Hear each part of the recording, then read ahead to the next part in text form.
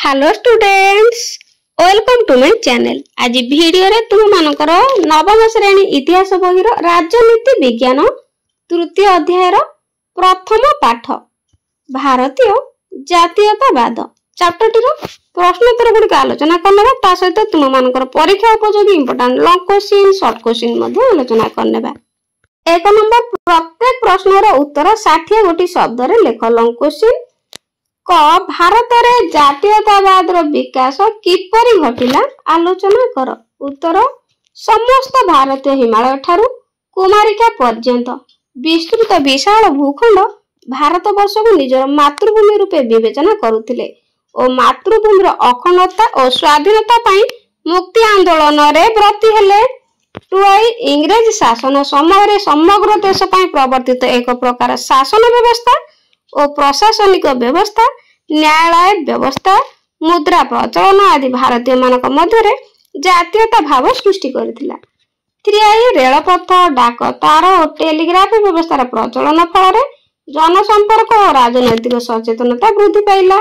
IB 19 शताब्दी ब्राह्म समाज Arya Samaj Ramakrishna mission आंदोलन भारतीय समाज रे नवजागरण आनी जातीय चेतनार विकास घटिथिला। भी पाश्चात्य शिक्षा प्राप्त भारतीय नव सामाजिक श्रेणीकर देश प्रेम तथा सार विलियम जोन्स मैक्स मुलर आदि पाश्चात्य मनीषी मानक द्वारा भारतर ऐतिह्य संस्कृतिर पुनरुत्थान जातीयतावाद विकास लाभ रे सहायक थिला।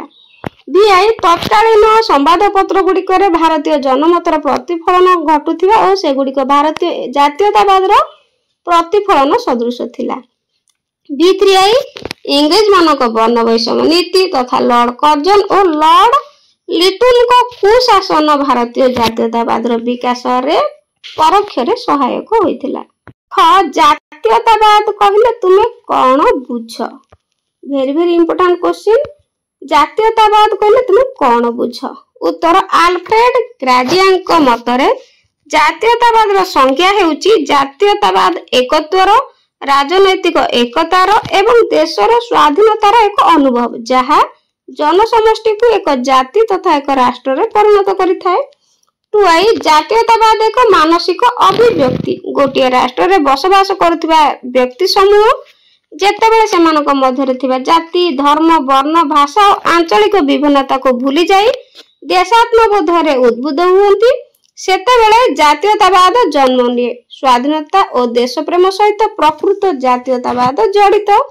3I जातीयतावाद कहिले देशात्मबोध देश प्रीति राष्ट्र प्रति आनुगत्य देश प्राणता तथा देश पई आत्मोत्सर्ग को बुझाए। जातीयतावाद एपरि एक मनस्तात्विक भावधारा जहा उच्च नीच धनी गरीब इत्यादि मानसिक संकीर्णता ठारू बहु ऊर्ध्वरे। आईबी समान प्रकार परंपरा संस्कृति एवं ऐतिह्य जातीयतावाद प्रधान उत्स अटे। एहा द्वारा लोक मानक मध्यरे समानतार मूलदुआ पड़ी थाए। देश प्रति प्रगाढ़ अनुरक्ति देश प्राणता प्राणबली तथा उत्सर्गीकृत मनोभाव जातीयतावाद लक्षण अटे। जातीयतावाद विभिन्न प्रांत विभिन्न भाषाभाषी और भिन्न भिन्न धर्मर लोक मानक एकता सूत्र रे बांधि रखिबा सहित देशर अखंडता अग्रगति और सुरक्षा को सुदृढ़ करिथाय। इंग्रेज शासकंकर शासन नीति भारतीय जातीयतावाद विकास में किपरि दायी थिला ताहा संक्षेप रे आलोचना कर। उत्तर भारत रे इंग्रेज शासन समय रे समग्र देश पई एक प्रकार शासन पद्धति अनुसरण करागला और देश रे सब अंचल रे गोटे प्रकार आईन प्रचलित होला।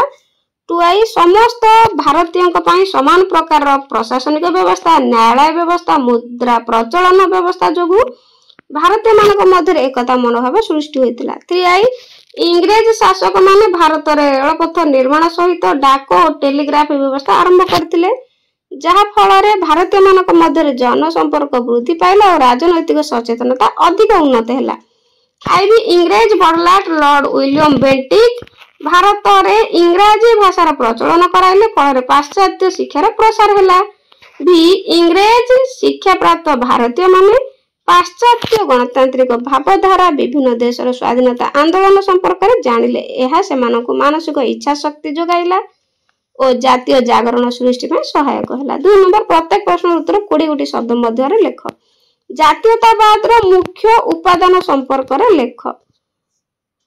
तो जातीयतावाद मुख्य उपादान गुड़िक होउची क भौगोलिक अखंडता, ख जन्म बा जातिगत ऐक्य, ग भावगत बा एवं सांस्कृतिक ऐक्य, घ साहित्य तथा भाषागत ऐक्य, ङ धर्मगत ऐक्य, च अर्थनैतिक विकास, छ आंतर्जातिक क्रीड़ा और अन्य प्रतियोगिता, ज युद्धर भय, झ देशात्मबोध, ञ स्वायत्त शासन बा स्वराज्य। परिवहन और जोगाजोग व्यवस्था जनसंपर्क बुद्धि किपरि सहायक है ताहा बुझाई लेख।